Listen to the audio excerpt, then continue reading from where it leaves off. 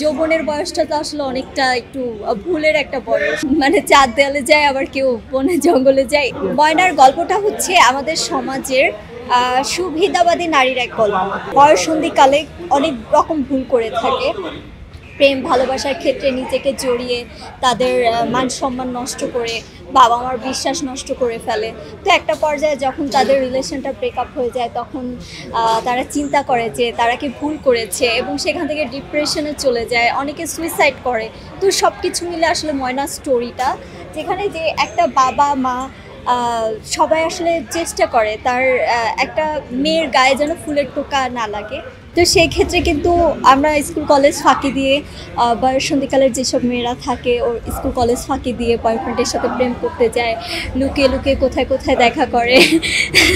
অনেক রকমই গ্রামে গঞ্জে বা শহরাঞ্চলে অনেকেই আছে, মানে চাঁদ দেয়ালে যায় আবার কেউ বনে জঙ্গলে যায়, এরকম একটা ব্যাপার। তো ওই যে মেয়েরা যে ওই সময়টা ভুল করে, তখন তো তারা আসলে বুঝতে পারে না যে যৌবনের বয়সটা তো আসলে অনেকটা একটু ভুলের একটা বয়স।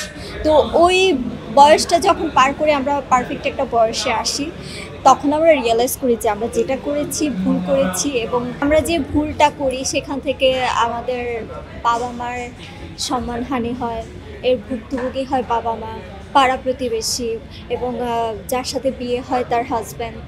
তো এটার জন্য কিন্তু একটা মেয়ের সন্তান যখন হয়, তারাও কিন্তু যখন শুনে এই ব্যাপারগুলো আসলে মেনে নেওয়া অনেক কষ্টকর।